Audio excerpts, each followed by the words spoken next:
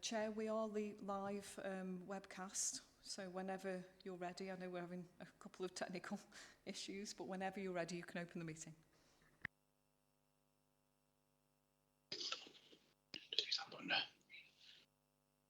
Okay, so we're live. We're live, yeah. Okay, welcome everybody, and thank you for attending Schools Forum. I do apologise for our lateness. We had a few technical problems. I hope that they have been eradicated and we've got rid of the gremlins. If people are struggling to pick it up, you can just let us know. That'll be appreciated. If we could move to the apologies and substitutions, Mandy, please. Thank you, Chair. We've had 4 apologies. We've had Emily Verreau, Kirsty Rogers, who's teaching, Will Wilson, who's teaching, and Jessica Roden, who has COVID. Moving on to item 2, declarations of interest.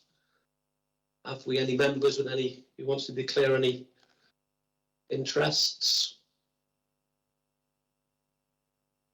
Is there any hands up, Tim? Can't see anybody. Nope, I can't see any hands. Just check a message that we've got something in Teams. Okay. Yep.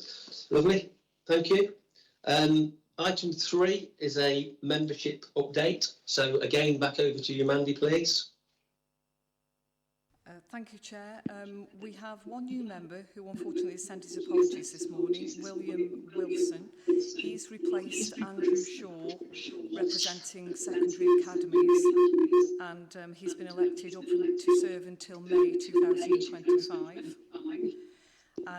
Also, Jenny Westley has resigned, so the election process will start in April. She represents the Maintain primary schools, and her term of office expires in 2023, so I would suggest extending the term to May 25, so it's in line with the normal election timetable. Okay, thank you, Mandy. So how many vacancies does that leave us with, please? Just the one vacancy now, Jenny Westley, for Maintain primary schools. To item 4, the minutes of the last meeting, which were held on the 13th of January. As usual, I don't intend reading through them. Have we any matters arising? Have we any issues with the minutes in terms of accuracy? Steve? Yes, thank you, Richard. You'd be disappointed now. I've only got one this time. It's a query on page 2, item 57.4, the high needs. There's several references later in the paper to the feedback. To the people on the 5% transfer, but it's minuted there that no formal feedback had yet been received to the LA's to the DFE, and I don't think that's referred to later in the paper. So has there been formal feedback accepted or rejected from the DFE on that? Yeah, I didn't really. Yeah, I struggled with that. Yeah, sorry. Yeah, you were breaking up, Steve. So I will summarise again. So under item 57.4, the minute says that we hadn't had a response from the department around the decision to allow or not the 0.5% switch. We had gone back to the Secretary of State. There is a decision. We have had that decision, and the decision was declined or declined our request. And the reason for that declining is that, or the response, and Anthony may add further detail to this, is that the DFE say that actually the local authority needs to work with its schools forum to approve the decision if you want the 0.5% switch. So I guess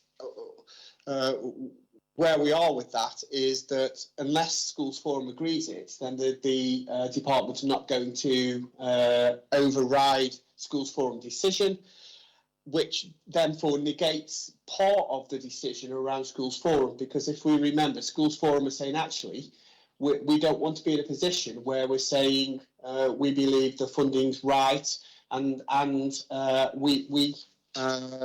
we will take that decision. It was a lobbying position, so that the government were forced to make that decision. Well, it's clear now that the government are not, or the department are not seeing it as a lobbying decision anymore. It's more around, do Schools Forum support it or not? Anthony, I don't know whether you wanted to add anything further to that. No, I mean, at the end of the last meeting, we'd had that letter come back saying, do you want to withdraw your ask, which we didn't, because we still want to maintain a lobby. But even at that point, I said, on the tone and the back of that message, it's clear they're going to say no. So it didn't really come as a surprise to anyone when it was a rejection. I've also spoke to other members of the East Midlands MFOG, the Finance Officers Group, and from their feedback, the only authorities that got the approval through was those where it was Schools Forum okayed it. Anyone else who had the ask that was rejected that then went to government also got the same feedback from us from government that's saying no, you need to work more. The actual word they used was collaboratively with Schools Forum for this to go through. But nothing really more to say than that. Could I just ask one quick follow-up in relation to that? And this is in the high needs block paper later in the agenda, but it's relevant to this point. That paper refers to continuing to seek approval for that 0.5% transfer. I assume that refers to 23, 24 and subsequent years, and not to continuing to try to get. Right, I thought that was the case. It's future reference that we're not going to stop asking Schools Forum for it, because it's a key part of our deficit management plan. The door's shut now for the 22-23. Thank you. Okay, thank you, Steve. I think we've got one more hand up. Vicky. Hi, yes, just a couple of things. On page 4, towards the top, it was explains that members had been informed that a SEND contracts manager had been appointed to look at the situation around the independent providers.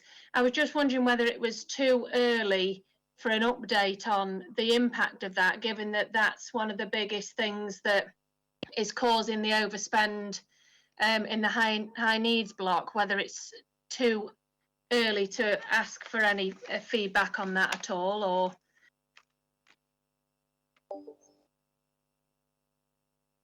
Thanks, Vicky. Yeah, we can provide some further information, because one of the things that the contracts manager does look at is where funding has been saved and some of the implications of that. So I think we can provide an update, and we add that to the work programme for next meeting. Great, thank you. And then just one point at the bottom of page 4. Well, it kind of links with something that's in the middle of page 4 and then towards the bottom. Just the conversation with secondary heads around alternative provision that was available or needed, and then the point made at the bottom about, you know, mainstream schools being funded appropriately to support the children. Just thinking with my ISPB hat on, I don't think there's a mechanism at the moment for that conversation to be held with primary heads. So it's just an observation, really, around those discussions about the type of alternative provision that's available and needed, and that reflecting all sectors, really. So I don't know whether that's something I can help with somehow. It just came up at ISPB, and then obviously I was reflecting on it again when I was reading the minutes and the paper later on, just so that we've got that being considered for all sectors, really. Yeah, I mean, in terms of the secondary work. I think there's an update due to take place. But I think you're right, Vicky, that one of the things that we do need to think about is how we have that conversation across the primary sector, given that the primary schools don't necessarily meet in the same way as secondaries do. Thank you. Okay, thank you, Vicky. Have we got anybody else with any questions around the minutes? Any issues around the minutes? Lovely, thank you. So they can be signed off.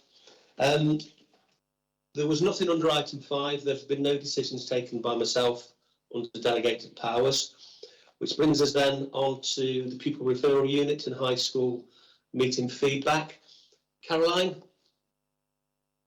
Yeah, I can come in on that. So Leslie, myself, yourself, Richard, and also some of the Prue head teachers. Kirsty, I'm not sure if you're here today, and from Chase Street. Can people hear me? Because I can hear a lot of feedback.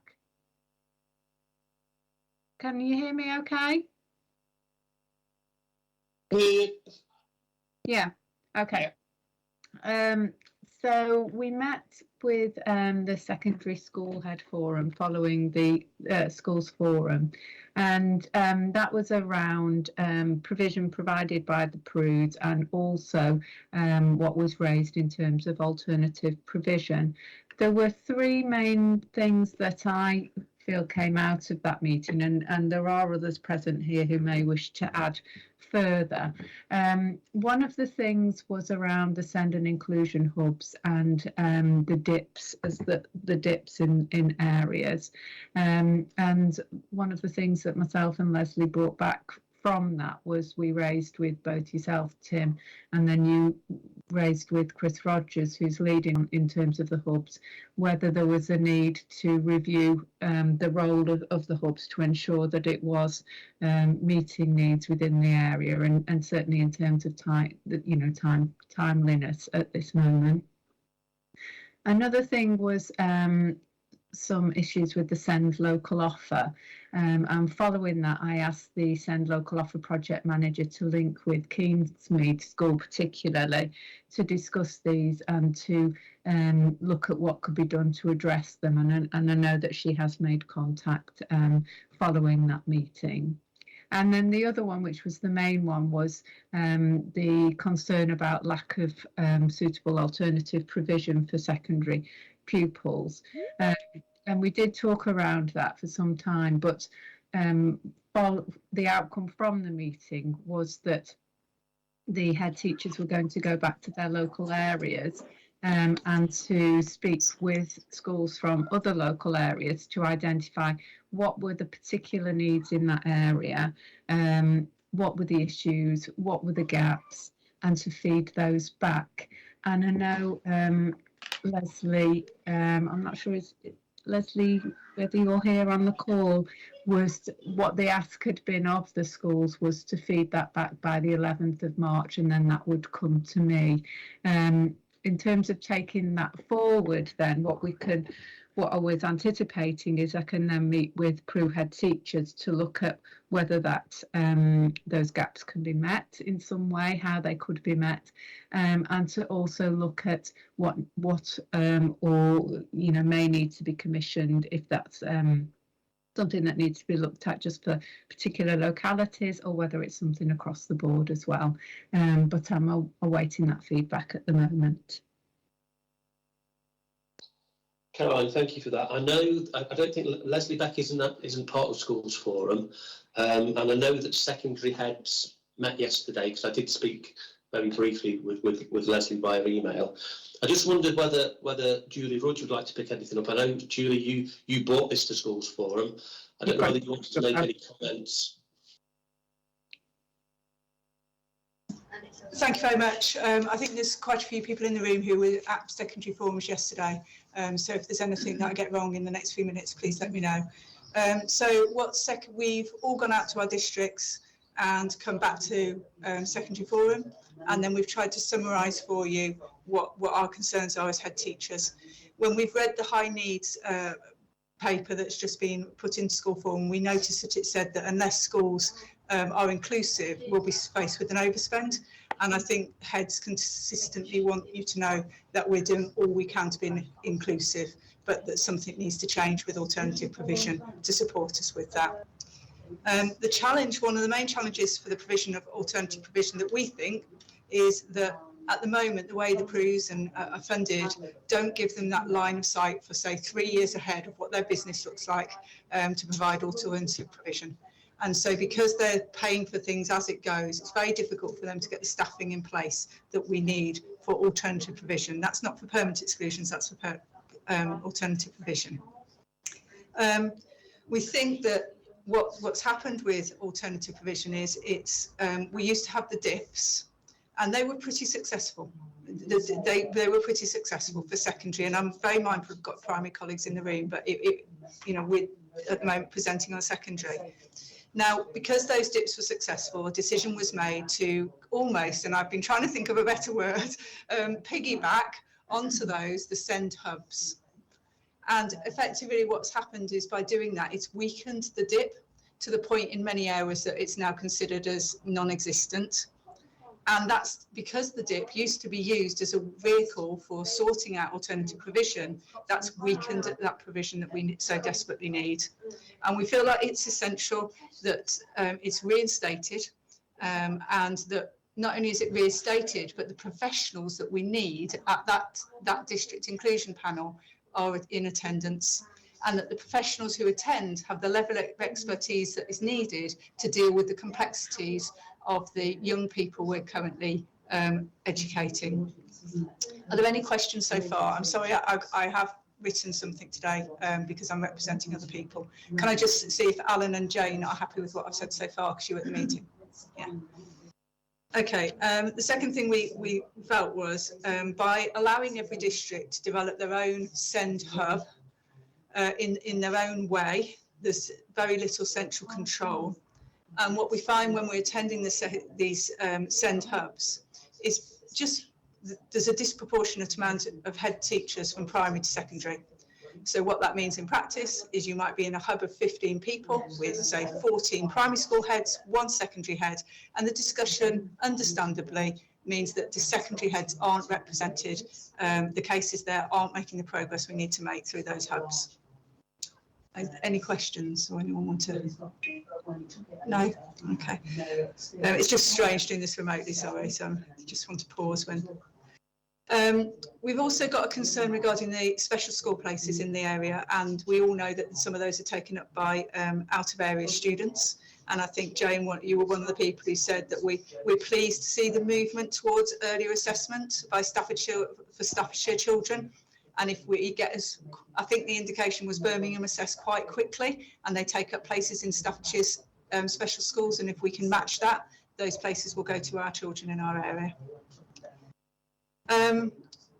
We appreciate the PRUs and their support for both permanently excluded and short-term placements at the PRU, but we think sometimes putting some children into that as alternative provision means it's not suited to their needs. They need to be not gathered with those types of children. They need a step prior to that. And we discuss things like getting some support from the local authority about what sort of provision do the colleges offer for 14 to 9 students. Can we offer day release programmes of 1, 2 or 3 days for our children to go and attend college? The local authority, and I know it's your job to look at the sustainability of the PRUs and the financial stability of those. And I think I asked the question. They're quite small organisations and they stand alone. And we just, ask that question about sustainability and making sure that we've got a really financially strong model for the PRUs across the county. Also, we've got areas where there aren't PRUs and they don't make the choice to send the child to the PRU because it's just not practical with the costs. And what we're hoping for is a more graduated programme that could be offered. And I think it was Alan who said, kind of a cognitive behaviour programme, Alan, I think that was you, I might be wrong, that we could put our children through before they reach that final point of ending up within one of our pupil referral units. And our final request was, question was, obviously as a local authority, you need to be convinced of the consistency of alternative provision and the support for young people is right for both secondary and primary, and yet there's no forum for you to talk about that with people. And we just wonder whether it needs real transparency, a consistent framework to work within, with the right funding, so that secondary school heads and the local authority, who are all on the same page, if I'm honest. I don't know a head teacher who wants to permanently exclude a child. And I think there needs to be quite a bit. What we've decided as a group, that we really do need to prioritise this alternative provision and changing things across Staffordshire, because otherwise the exclusion rates will just continue to rise. And that's not because head teachers aren't inclusive, it's because they're dealing with incredibly complex challenges at the moment in schools. I hope that's a reasonable summary of what's been said. And Jane, I know you may want to add some things. I think you've summarised brilliantly what was quite a complex discussion that we had.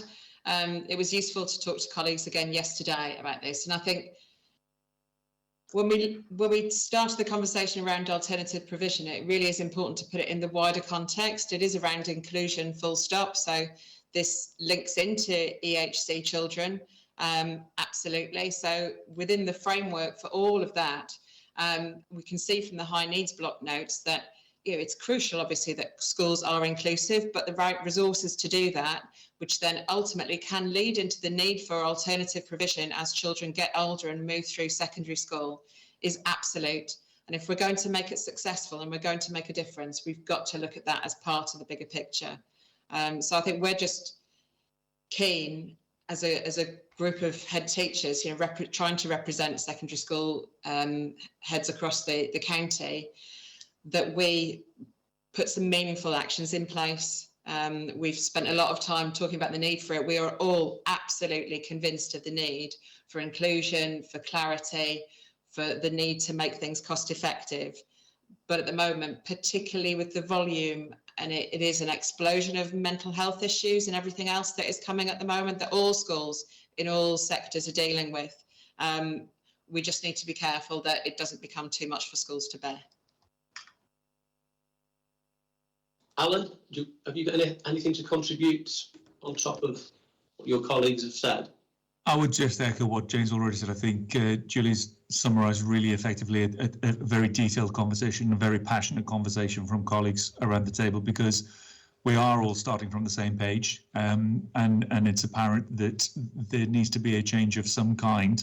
And I think that ultimately what we're looking for is that connection, a way of being able to connect with the local authority and put something concrete in place that's commonly understood, commonly shared, that everybody clearly gets what provision is in place and the solutions that are in place for the children that need it. And as Jane's already said, there is an explosion in terms of the needs of the children to do with their behaviour and their mental health. So no, I think that other than that's a really clear summary of the discussions yesterday. Okay, thank you guys, and Julie for capturing that. I think what needs to happen is, obviously, Caroline, you're going to need to pick that up. It's a difficult one, this, isn't it? Because under the terms of reference of Schools Forum, we the terms of reference is around finance, but quite clearly there are some major issues there that needed to be picked up. So, Julie, I suggest you get over your summary paper to Caroline and let Caroline work her magic, if that makes sense. Yeah, thank you. I also think, while you're on, Caroline, and I might be stepping outside my terms of reference, but obviously that dialogue that the secondary heads are keen to have, there needs to be the PRU heads involved in that as well. I know we've got a PRU heads group that sit. Yeah, but that was because all of the things that Julie's captured there are the feelings that as APs are having as well. I think that we could join that up, and I think that would be great. Richard, that was my intention. I know that I had gone back to say that we were meeting as the PRU head teachers, so anything that we could look at there. I think also that we need to link back to how this fits with the sending inclusion hubs as well, because you know, that they had been tasked with identifying needs and had been given pots of money to meet those needs. So we need to think about what isn't, you know, how that isn't working at the moment for yourselves in terms of the specialist alternative provision. Okay, thank you, Karen. I think probably the last thing I would throw in there as well is there is and Anthony will support me on this, there is a pot of money that is going to support special school outreach. Now, I know probably most of not all of the challenges that are in secondary schools are around SEMH, but I would imagine a majority of the challenges that are in secondary schools are around SEMH. So the sooner the local authority can sort out the procurement arrangements to release that money to allow special schools to be able to work with mainstream colleagues, the better. And there's my party political broadcast.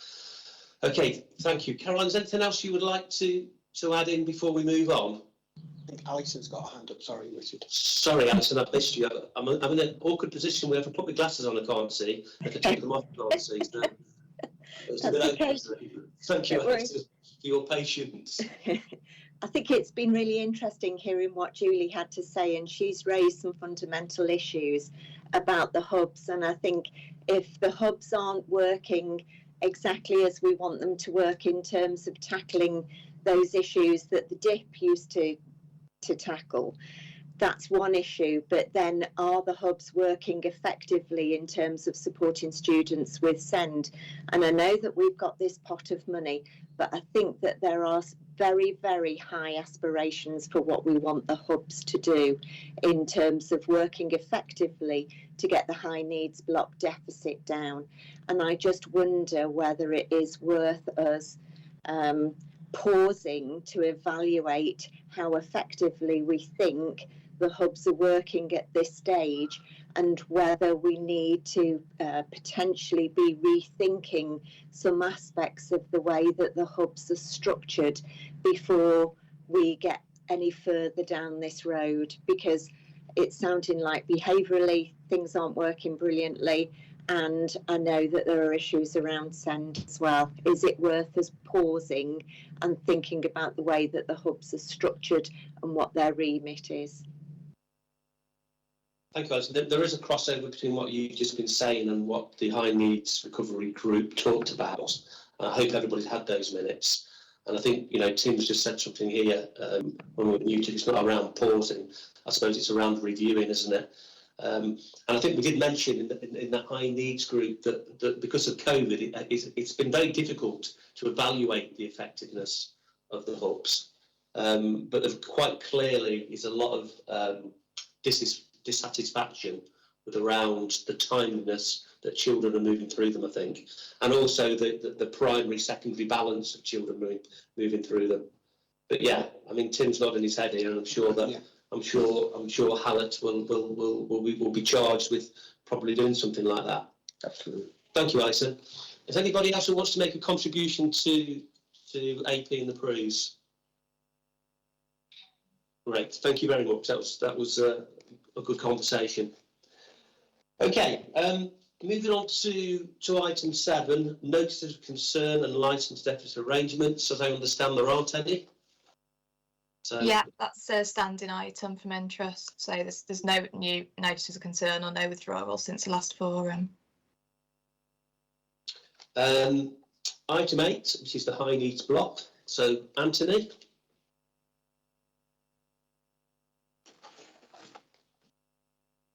Afternoon all. I'll just pull up my script. Okay, so as we've reported previously, a regular report outlining the latest position on the high needs block at the Request to Schools Forum, and given the ongoing pressures in this area that would have been discussed today. I won't go through the paper in full. I presume that forum members have already had the opportunity to read the paper.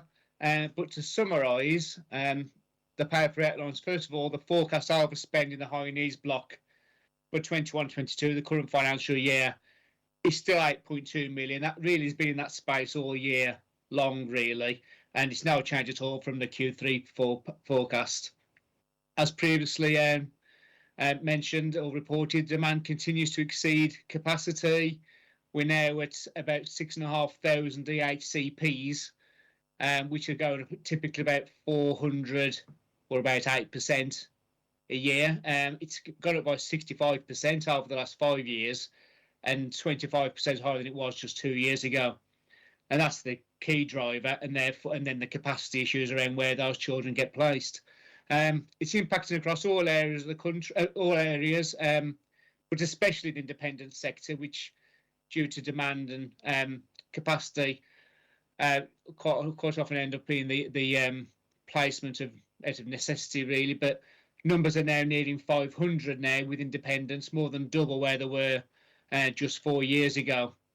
And as I say, by some way, the largest single budget pressure in the high needs block, although it needs to be seen as a collective, really. Importantly, the paper also outlines the significant decline in the DSG reserves, which at the start of the year was already in 2 million deficit or overdrawn. And given the current overspend of 8 million, is going to be close to 10 million pound in deficit by the end of the current year. As previously explained, it's actually now a requirement that the council brings forward a deficit management plan.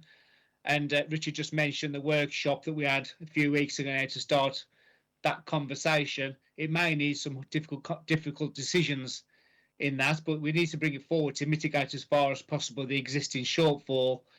And our feedback has been displayed under separate heading about that workshop. The paper goes on to outline the high needs block budget for 22-23 as we go into the new year.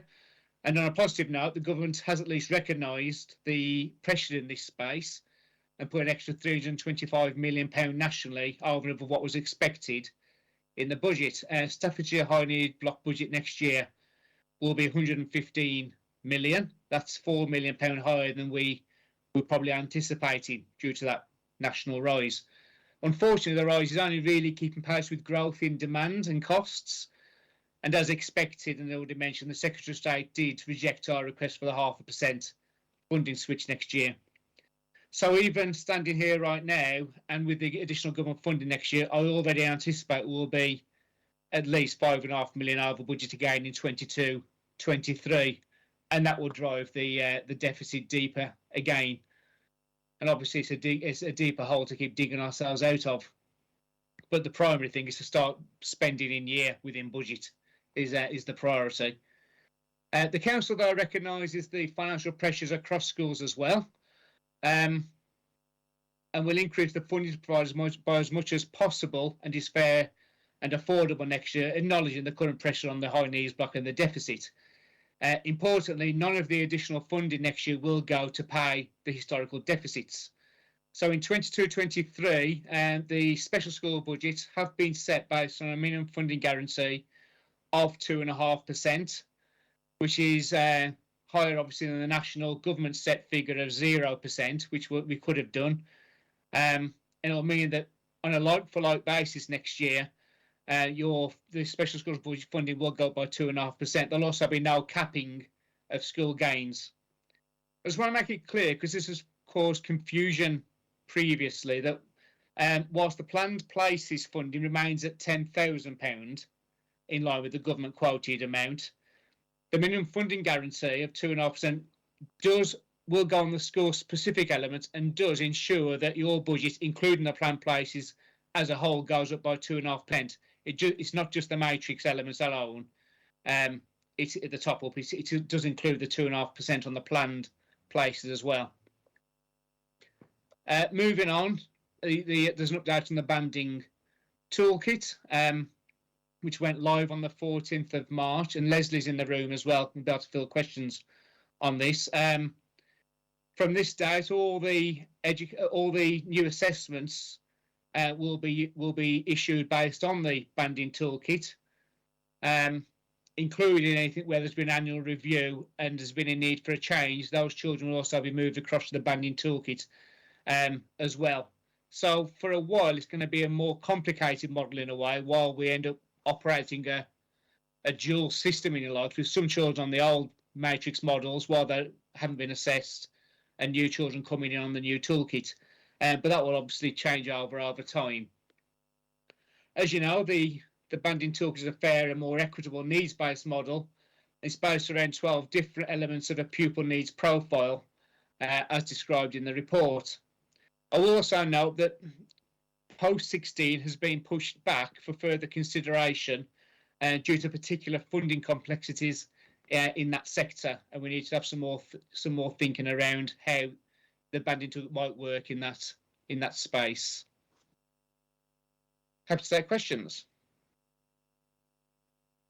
Okay, I've got a few, Anthony, but I'm going to go to the back of the queue. So, Steve, do you want to go first?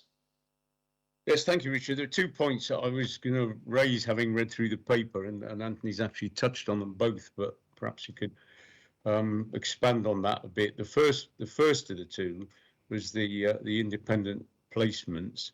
I mean, that it comes up at almost every meeting. It's been a matter of concern for a number of years, and we have been assured in the past that there was a strategy to bring down those numbers and therefore the associated costs. And Anthony's just told us they've actually doubled, which is a strange concept when you're trying to bring them down. So I just wondered whether there was any realistic prospect of that trend being reversed and of the numbers actually being brought down.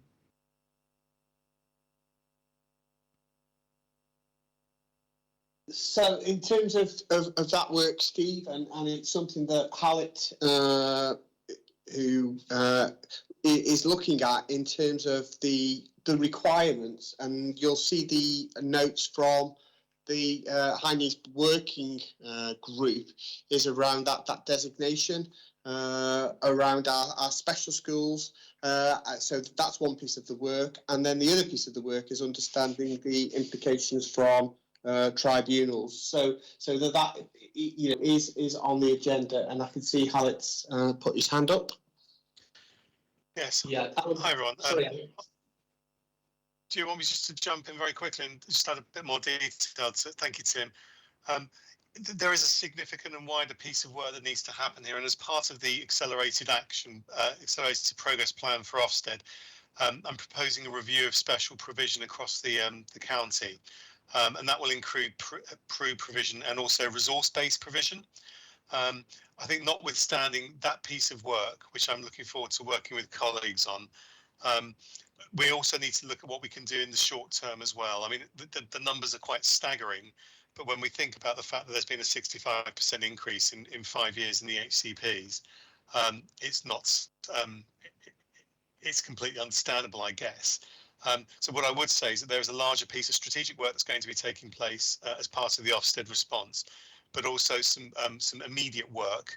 And we're looking at resource-based provision in the first instance. And I'm working with Sam Turnbull currently at looking at redesignating and reciting some of the resource bases, particularly for kids who are on the spectrum, to make sure that we're actually meeting those needs in our maintained provision.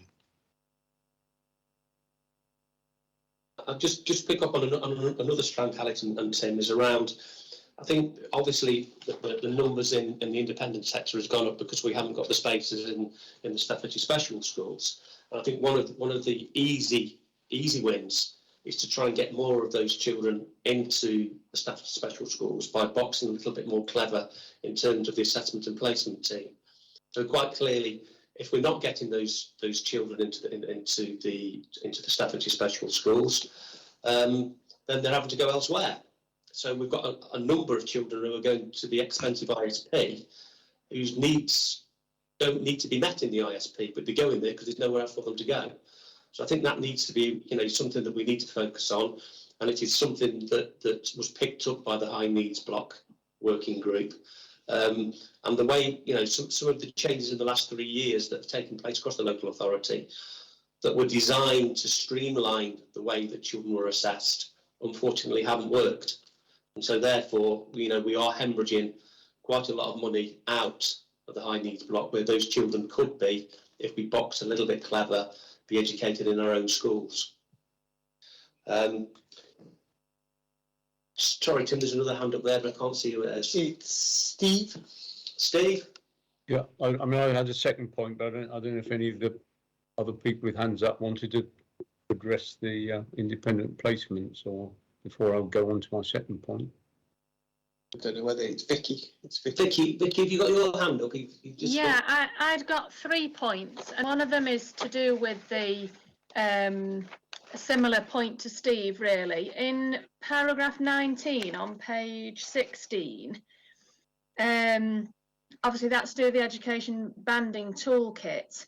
And it's saying that from the 14th of March, the tool will be used across maintained academy independent mainstream providers, maintained and academy specialist providers. Does that mean then that that isn't implemented in independent special schools?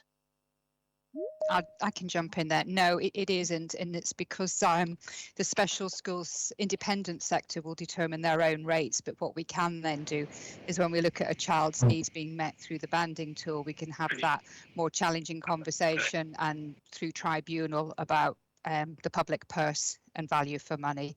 If that's the value of the sum that should meet the child's needs in a LA school, whether it be mainstream or special. But no, we cannot insist it's applied to independent specials, nor can we insist it's applied in other local authority special schools. So that's why it's only Staffordshire special schools. Okay. Sorry, Steve, did you have another point, or? Yes, okay. It's a different one. It's a more general one, and again, Anthony did refer to it briefly in his presentation, but it's about the deficit management plan, and he quoted in part the sentence that I was looking at, which was working in partnership with Schools Forum, the council must now bring forward a DSG deficit management plan outlining the actions that can be taken to address and mitigate the existing shortfall as far as possible.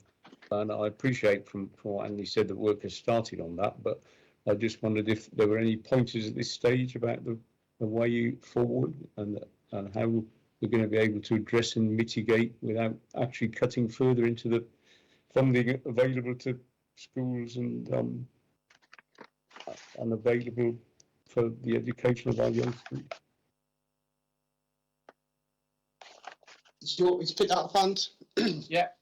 I guess the honest answer is, Steve, in terms of the available strategies that are there, they're very limited in that sense, because this is about pressure and about need. And again, you saw I think in the notes and on the slides of that kind of the workshop, some of the areas that would be for consideration in terms of ensuring that everything that we fund is statutory, that we have to do, rather than where there may be things that are non-statutory. Similarly, I guess, whilst we've never seen the education banding tool as a tool to reduce resource, but ultimately that could be something that I know in the plan or in the report, sorry, we've published the kind of the banding levels and the funding, but that could be something that we may have to consider, as well as again, I guess just picking up on the points that both Richard has made in terms of, and I think it came up as part of the Alison raised earlier on, and I know some communication has already been shared by Hallett and principal officers around making sure that we are utilising as many of the specialist places that we have in Staffordshire for Staffordshire youngsters. But in terms of the reality is that it will be some difficult decisions, and that's I guess was recorded in those notes. I think also the reality as well, Tim, is the fact that if we look at what the forecasted deficit's going to be in 3 years' time, and correct me if I'm right, I think it's in the region of 15 million, that even by looking at those 5 or 6 points that can be saved through non-statutory processes or the switching of money from one funding to another, that ain't going to save anything like 15 million. So we need to be doing something differently. Yeah. And quite clearly, where we are hemorrhaging money is out into the independent sector. But I will also just add that actually, if we brought every youngster back into the maintained sector, we still don't have enough funding based on the places. So if we created all of that place, we would still have a deficit in terms of the high needs block. Not as much, but we would still have, which is why we need to be doing that kind of earlier work. And of course, one of the other pieces of information that we're still waiting for is obviously the government's send green paper, because what we all know is that every local authority is in the same position to a lesser or greater extent. And so this is a national challenge. And so therefore we look back to national government in terms of some of the expectations that they may set out in that send green paper. And just the other thing as well, Tim, is that let's not kid ourselves. Although we've got 500 children out in the independent sector, we won't be bringing any back. They won't come back. What will have to happen is we'll have to stop them going out. So, you know, that's another consideration, I think, as well, Tim. Absolutely, yeah. Okay, Vicky, is your hand legacy hand, or is it fresh No, hand? still up, sorry. I just wanted to ask about page 13, just noting that the high needs block doesn't include the send transport, which is 15 million. Just wondering if there's anything in the pipeline to address that going forward, because if that was coming out of the high needs block, then that would be a significant issue. And then I just had a query about Appendix C. The same transport, yes. Again, there's some further work looking at the policy aspects to it and the implementation of the policy. The policy is statutory, so we have to provide the transport.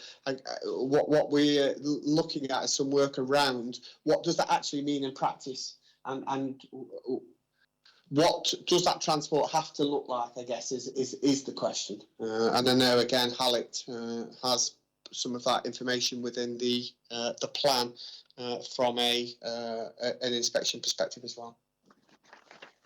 Okay, and then I just wanted to understand from Appendix C, I was a little bit confused about it. Is it, it's obviously special school rates, so would this be per child on top of the £10,000 what they were getting and what they will be getting based on the education banding tool, or have I misunderstood that completely? Okay. One for you, Leslie, I think. All right. No, I'm going to hand this one to Anne. I can probably take that. So looking at Appendix C, actually I might share if people are happy to share. It might be easier to talk to. Okay, I'm sharing that. You are sharing? Yeah. Yeah. So as I mentioned before, actually we are going to have to be running with a dual model for a while, because obviously people are switching across, and not quite like for like really, between the matrix model and the banding tool model. So this is the standard banding tool that we've put in place for new kids coming and being assessed, going from 1 to the 10, and you'll all be aware of the intricacies that as the children go up this scale, we have got sub-levels in some of these higher level need bases. But on top of that, there's an element that's paid on top of that for the school specific, for the infrastructure, but you know, that element of the fixed term cost of the schools, which is different then according to each school, because the smaller ones get a bigger amount given the economies of scale. So if someone's on EB2, a child comes out on EB2 for £200, you'll also get your school specific element as well that's paying you your infrastructure pot. So everyone's on the same standard charge for the banding tool, but you also get a very different element for the school specific. That school specific is the same as is happening here, except you see it's gone down a lot on, for example, Chasetown, 15 to 877. That's because the school specific for this side of the matrix model was 2 elements. You had the minimum funding guarantee element and the infrastructure. The infrastructure element of that is exactly the same as this, but the money we were distributed for MFG has got into the envelope that's payable in this rate now. So the school specific has gone down a lot because we're going to be paying it in this funding pot effectively. It was all modelled out to be broadly cost neutral overall, but it is going to take some settling down and bedding down in that regard. There'll be no key stage 4 in the new model. You see it's dropped out here. Again, that's because the funding for that key stage 4 plus in the existing model has been rolled into this suite of rates. And it also helps understand why our rates now can go up so much higher. For example, I think there's also far fewer exceptional needs will be paid in the new model compared to old, because this new model can assess children up to that higher level of need anyway that was paid separately previously. So it has been a complicated process, I accept, but we need to make that transition and move on. Does that make sense? Yeah, it was just that it looked that it wasn't going to be cost neutral. From just looking at one to the other. Sorry, there'll be ups and downs. It's cost neutral across the whole. It's very difficult for an individual child to say it's cost neutral, because someone goes on and banding till 6 in the new model. You only ever had matrix 1, 2, 3 previously, and one they're never going to be assessed on their old banding tool. And because there's 1, 2, and 3, there's no like for like comparison. So it's been modelled really as a collective. I think the point I was making was that we've been told all along there'll be winners and losers, and just looking at the direct comparison for that school specific funding, there doesn't seem to be any winners. So that was just the point I wanted to make. That's because there will be, because you're looking at the school specific, because it's only the infrastructure elements only, that actually is bang on the same between the two models. And the minimum funding guarantee bit of the school specific has been rolled into the new rate. So the new rate puts a lot more in for a child than it would have done in the matrix model. I'll just try and share my screen again. In that 1512 for Chasetown, there was £877 for infrastructure in that number. So that's no change for anyone. That's all been protected. But the £700 or £800 odd that was the MFG, which would have been, let's call it £20,000, that £20,000 has been put into the pot that the children are following. It's been rolled into these rates. So you won't see that at Chasetown, although the rate of, say, 7,500 for 8A here will be recouping the £600 you were getting in there, so to speak, because we don't, I mean, these matrix MFG specific elements are just going ridiculously huge. It was the time to roll it into this model, and then going forward, these costs will be inflated annually now, because you'll be aware that these matrix levels have stayed fixed for 10 years, and all the rises have been in these numbers over here. Going forward, we'll have the infrastructure pot alone, which is weighted towards smaller schools, and then these rates are going to be inflated annually going forward. So that rise in inflation is passed on to every school fairly and equally. Okay, I think it's just a concern around, arguably, and I know that there's a huge overspend, but what is it taking to meet these children's needs at the moment compared to what they're going to be getting when the education banding tool comes in? We all appreciate that we've got to reduce the amount, but we've also got to meet the need. And I think there's no reduction in the funding modelled in this. It's all been passed through as best we can and put in the model. We took 600 children, which is about 10% of the whole, as a reasonable data set, modelled where the children went to in the new model, and made sure we passed every penny back into the banding toolkit for them. So the amount we're spending across all those blocks of spend came out about the same and was matched to be the same. As previously, someone, for example, at Chase, I'll keep sharing this again, so I'll keep it on the screen. Chasetown, for example, if they had a matrix 3 previously, they'd have about 8,500 and then 1,500, so 10,000-ish for matrix 3. If that child now comes in at banding 9, say, I don't know where one of those children will be. There could be 5, there could be 9. But if they say they're 9, they get 18,800. So they get nearly 19,000 in that situation for that child. Whereas on the previous model would have been potentially 10. Planned Place isn't in this model at all. Remember, Planned Place is outside the toolkit anyway. But you can see there when you say there's no winners, it depends really where the children lands on here. Because if they do end up at band... Ant, I'm going to cut you short because we're going to end up getting into detail that probably none of us understand at the moment. I think from a special school perspective that obviously until this washes through the system and whole school budgets are modelled, we will not know what the impact's going to be. And therefore, obviously, we need to keep a close eye on it. I think you might have a different way of explaining if I haven't done a great job of explaining that. No, Anthony. Yeah, can I just add though that there are reviews built in the banding tool. There will be a termly review undertaken and a full annual review. Because yes, we did budget model under a cash envelope of the pilot group of children, and that was a risk to the local authority that the banding tool might actually cost more.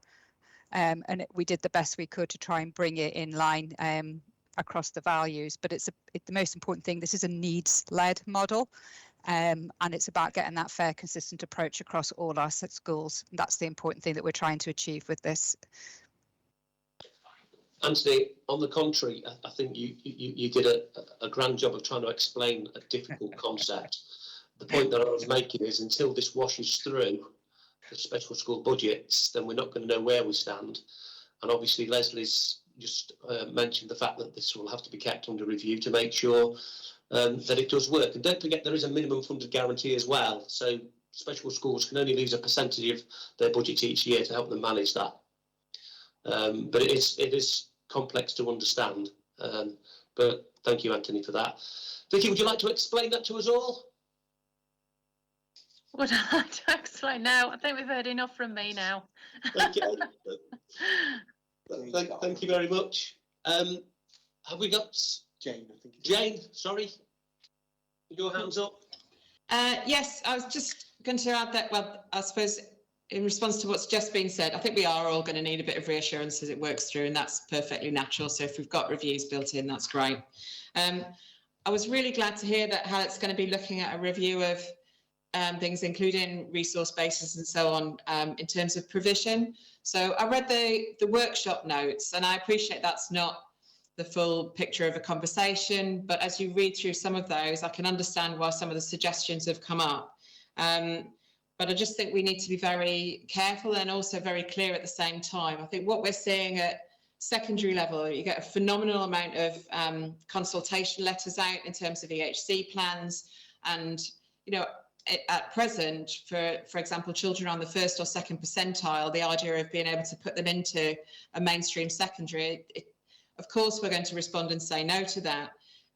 So a realistic look at each phase of what we can manage, because we know that potentially mainstream provision is then more cost effective than special school, and equally before they get to independent sector, but it has to be properly resourced. So if you want mainstream schools to run nurture groups, and that becomes part of a strategy that will really support proper inclusion, and then will also support as we move through to alternative provision sometimes for children, then we can't just stick absolutely to things that are statutory, because if you wait for things to go through and for EHCs to come through, you're already a long way down a process. We know that the Ofsted feedback there is, parents are frustrated with the time that things are taking, and ultimately that frustration can lead to the tribunals. We all know the work that's going in to try and address that. So I would just ask that any review really has an honest conversation. When we say that we want mainstream schools to be more inclusive, anyone is welcome to come into my school and see absolutely how inclusive we are. It's having those conversations about, okay, well, if we want you to take more children with more needs, what are the things that we could meaningfully put in place? Because I think there are conversations to be had there, but all colleagues in all schools are so stretched. We just need to be really upfront about what we're talking about and make sure we don't feel that we're saying, just carry on with the message of we're overspent, you're asking for too much. Jane, is there anybody else who would like to grill Anthony? No, Anthony, you've escaped. You've escaped. Bring her on. Thank you very much. Oh no, actually you haven't. I think it might be Julie. You're on mute. You're on mute, Julie. I just wanted to reiterate what Jane's just said. Isn't Jane's view alone. It is held by all of the head teachers we're meeting with at the moment. So I understand the financial challenge, but yeah, this is the voice of all the head teachers we're meeting with. Okay, so we'll move on to the next item, which is item 9. Will? Thanks, Chair. This is the school budget 22-23 report, just an update on where the budgets are. I will go through the executive summary, which are the main headlines, and then just bring out the key points from the report. So with the schools section, we've set a growth fund budget of 1.9 million, and any underspend against this budget will be transferred into the DSG reserve as per the deficit recovery plan. The education functions levy has been set at £50.84 per pupil, which is a reduction from circa just under £56, I think it was last year. The budgets have been set using the national funding formula again, and the NFF has been funded in full with no capping and the MSG set at 1%. With early years, the base rates have been set at £4.26 per hour for 3 and 4 year olds and £5.47 per hour for 2 year olds. The contingency has been set at 0.8% of the total early years block, with the agreement that any underspend against this contingency budget will be repaid to providers in the following year, subject to affordability. High needs, the overall government funding has increased by 13.7 million in 22-23, and special school budgets have been set to provide for an MFG of 2.5% with no capping. The request of 0.5% switch from the schools block to the high needs block in 22-23 was rejected by Forum and has subsequently been rejected by the Secretary of State. So skipping to the main bit of the report, in the central provisions, the two main points are, I guess, paragraph 5 is the central schools service block. The allocations within there, we get a historical commitments allocation. That's been unwinding for a couple of years now and continues to unwind. The only expenditure we fund from that is the prudential borrowing of 924k, which is set for 22-23. The additional historical commitments funding which has been allocated to us is delegated to schools. The growth fund allocation was 3.5 million.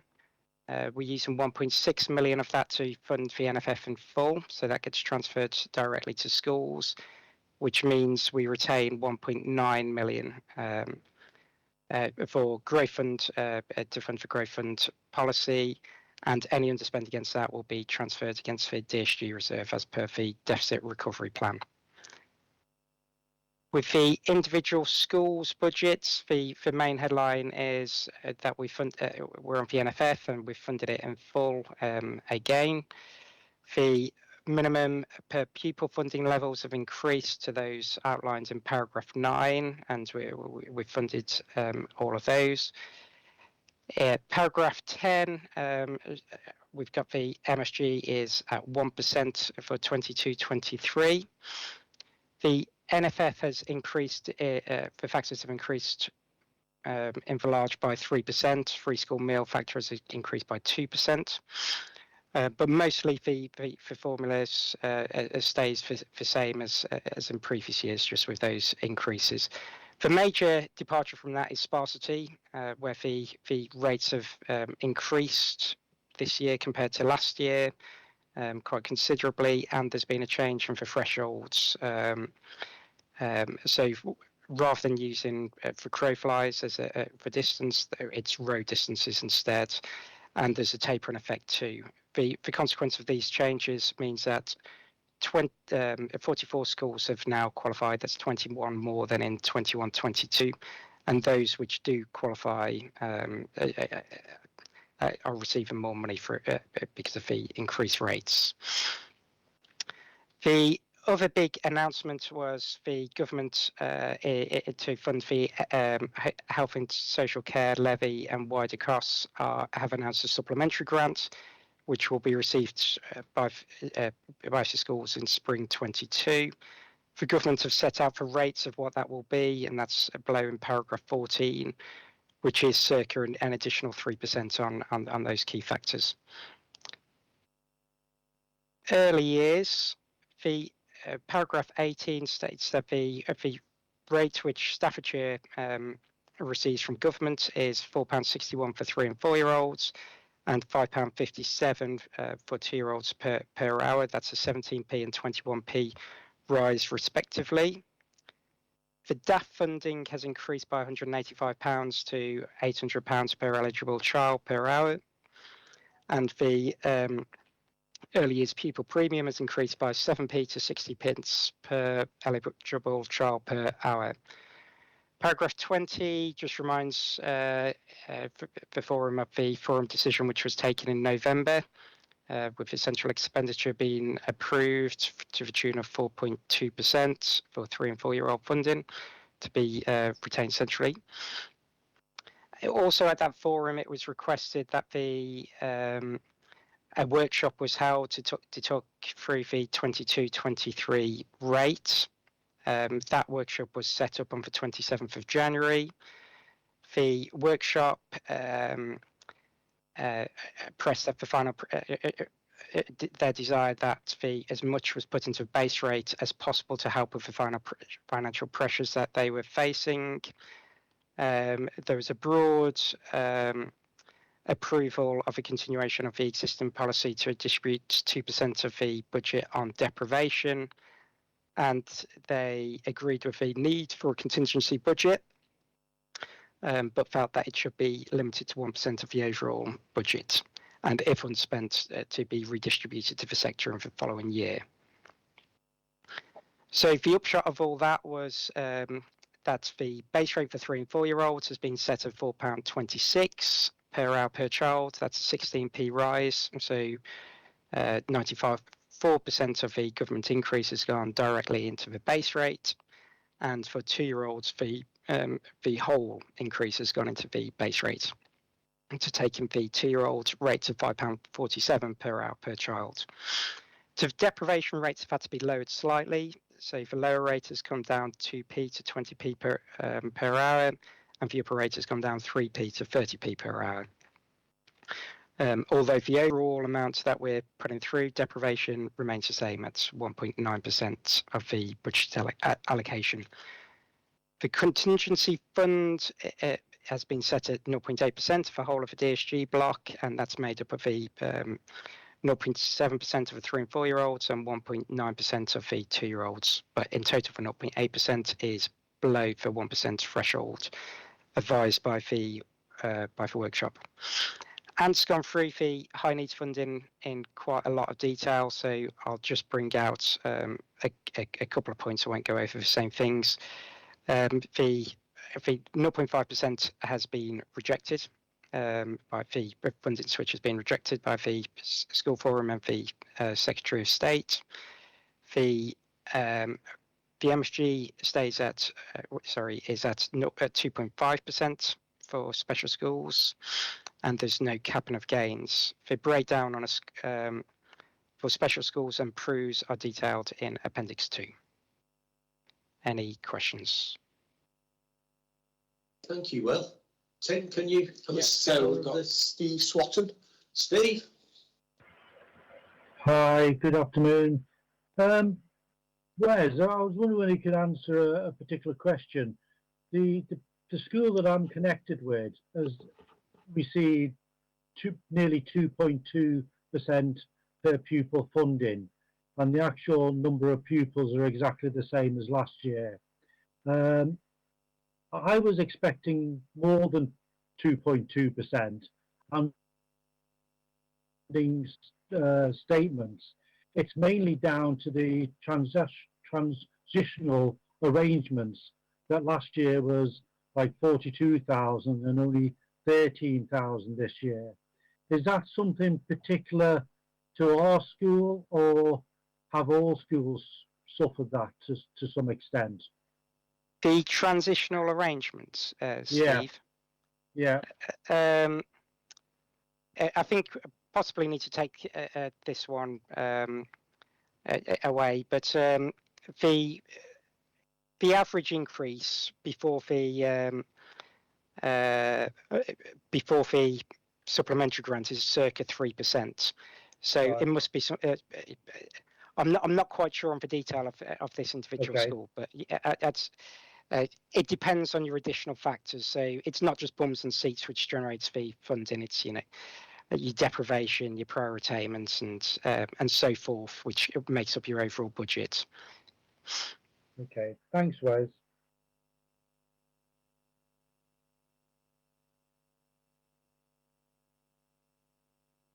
Okay, sorry, Philip. Yeah, thanks very much for that, Will. I just wanted to record again our thanks for PVIs for the very open and transparent meeting that we had setting that rate. It's really very much appreciated. I did have a question on the deprivation supplement, and that's not the extent of it, but how it is actually distributed. Now, do you want to do that now, or just as an AOB item? Because I think we should be looking into it, because it came to light in the meeting that a number of people are now disallowed that supplement. There seems to have been some change somewhere, and quite a number of these people that I know about anyway have had the supplement for many years. Do I do that in AOB? No, we'll pick that up now, Philip, please. Okay. Well, as I say, in the meeting, a number of the delegates there had said that they no longer get this deprivation supplement, and that tends to be certainly in deprived areas and areas where there's a tendency for higher needs, quite naturally. So has there been a change, and why has it changed, and how is it that we can let that happen? I think we need to know a lot more about it, and is there not a better way of doing this? That's the question that's thrown up. I mean, I've got one here this morning I had where it's they're going to lose the supplement as from the summer term. So for them, that's from the 25th of April, because they're term time only. And they've had the supplement ever since there has been a supplement. And at the moment, 38% of their families are on low incomes, i.e. Think 2 or EYPP. How can this be happening? This, as I say, a number of the delegates that were actually in the meeting said this as well. Okay, Phil, shall we ask Will if he's got a take on this? Yeah, the way the deprivation supplement is calculated hasn't changed since it was introduced in 2017. So it goes on the indexation. It's a child's deprivation indexation, which is based on the child's postcode. So the government's come up with a scoring of all these postcodes. And if you're in the lowest 20% of those postcodes, you get a score. Now, if over 10% of your children are in those postcodes, they go into deprivation 1. If over 33% of your children are in those postcodes, you go into deprivation 2. And it's done for a 9 census period. So we take the census over 3 years, basically. And that's to try to, it doesn't react so dramatically to one census, just to get it over a fair time period. Why there's been such a change, I I don't know really. We'd have to see those individual schools. I mean, the IDACI was changed in 2019, so these metrics that good governments have get reviewed periodically every 5 years. So it might be that, you know, after that's been changed with a couple of years of censuses coming through 3 years tapering, that's starting to show some results. But I think we'd have to see for detail to fully know that. Your second point about is there a different way? You know, we're always open to discuss different ways going forward, but we need something which is, you know, which we can quickly and flexibly implement.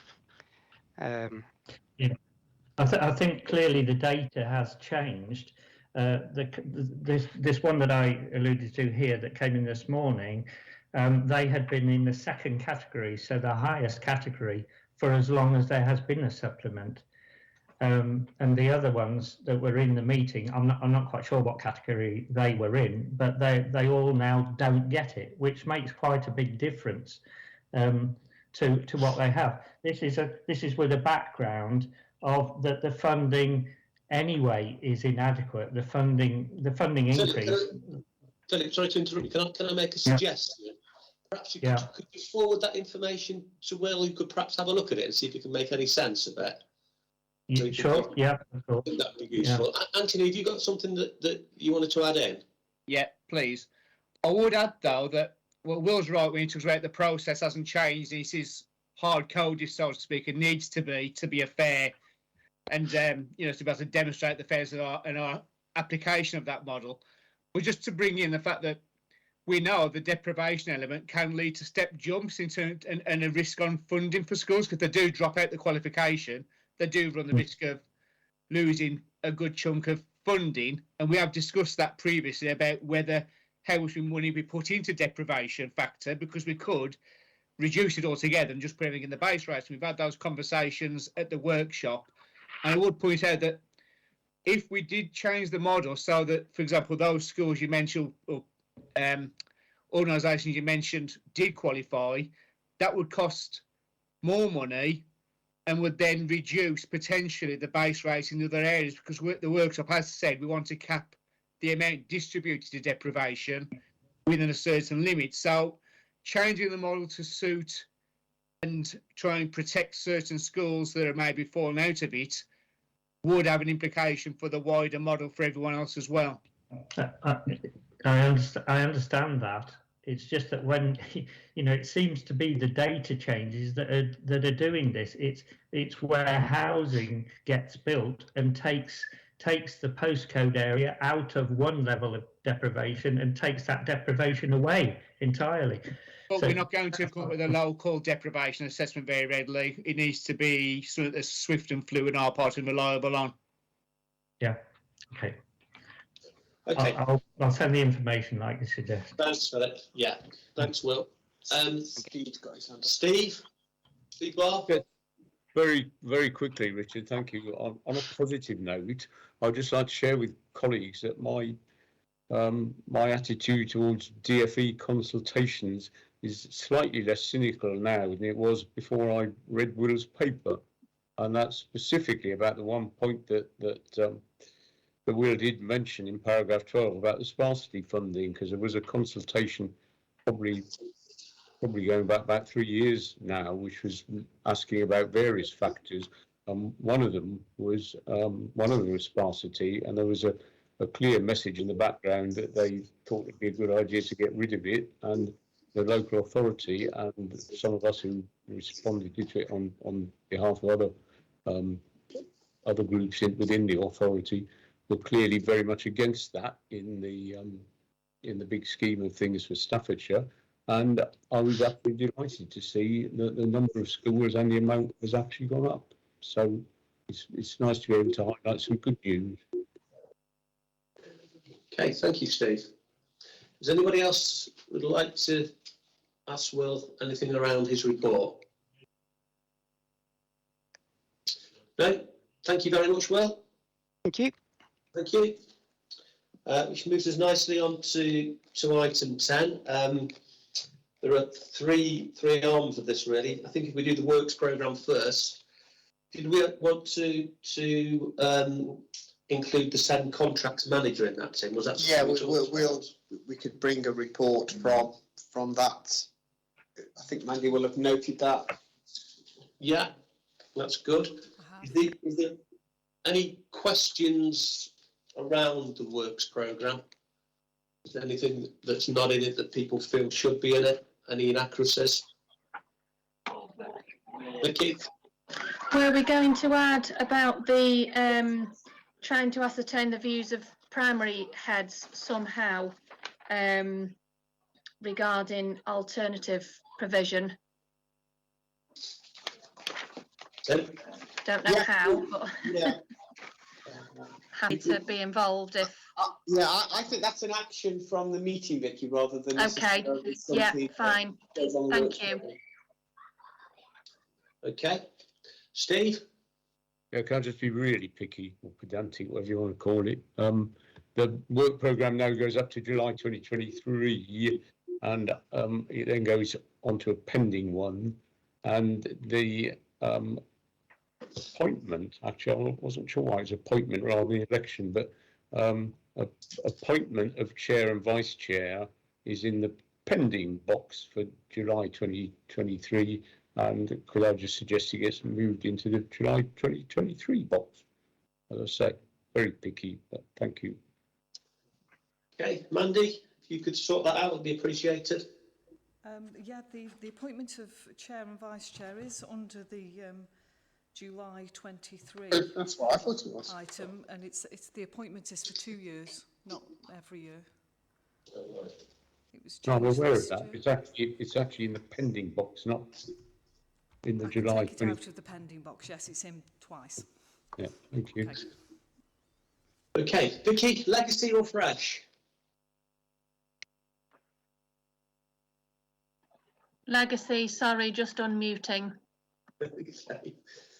Thank you. Okay, I think the next thing we need to bring up is around the way that we're going to have the school forum meetings, the model, between the balance between face-to-face and virtual meetings.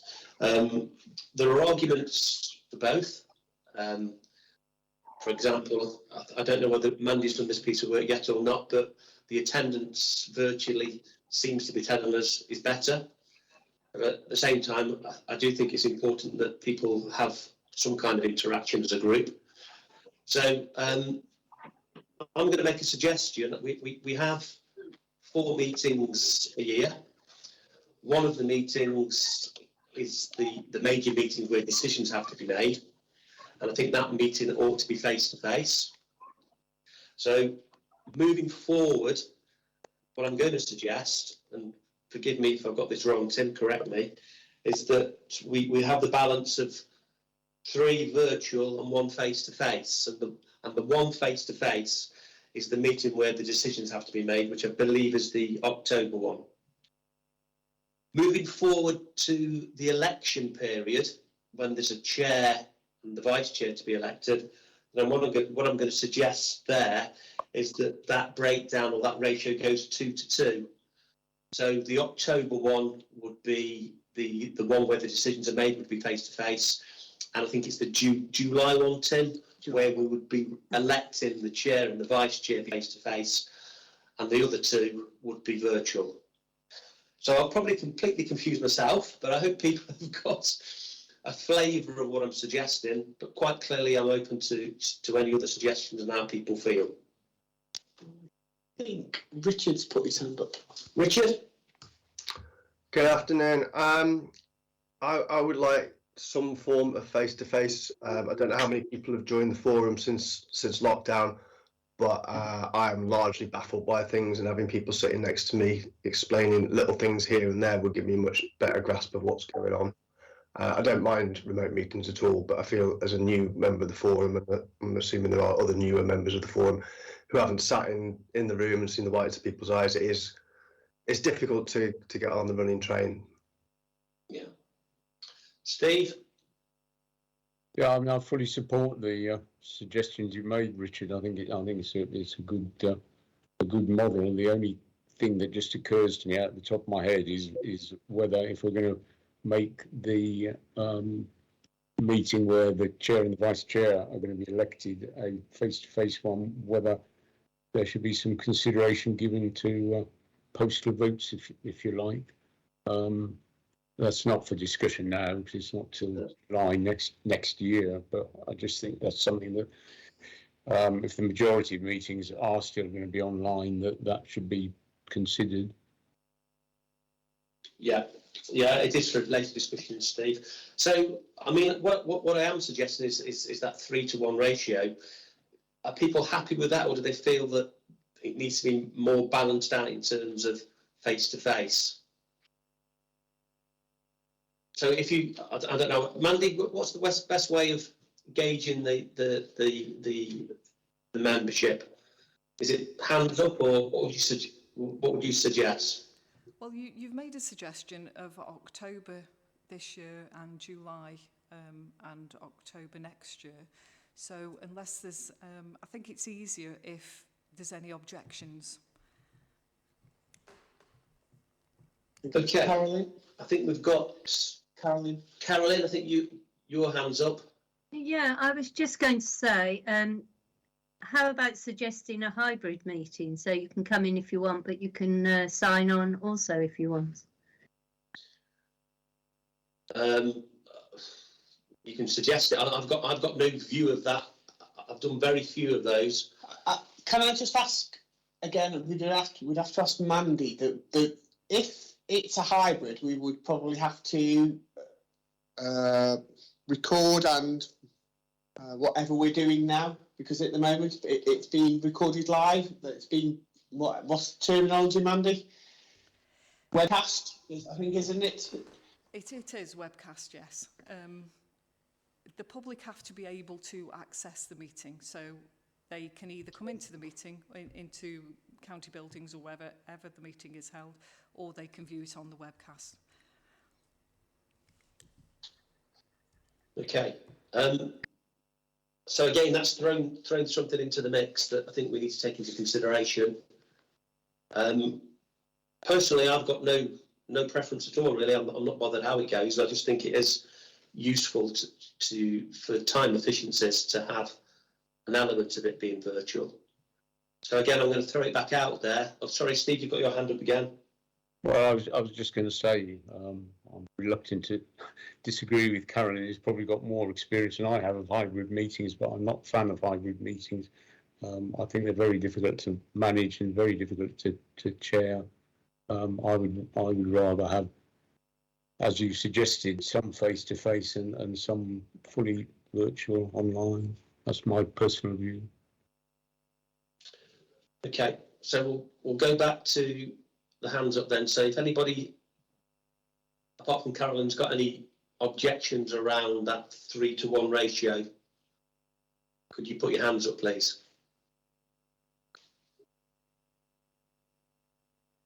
Is that somebody different, Tim? Sorry. Yeah, no, that's Richard's put his hand up.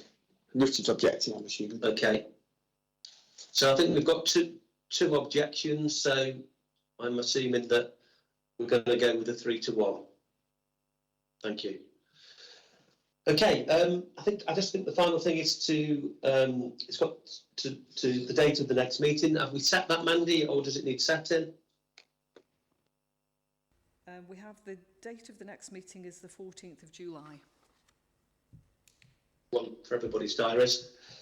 I haven't got anything else. Is there anybody else from the membership who's got anything else? No, so we're back to where we started. So thank you for attending Schools Forum, and we will get back together again in July. Thank you very much, everybody. Bye-bye. Bye. Bye. Thank you. Bye. Thank you. Bye. Thank you. Bye-bye. Bye.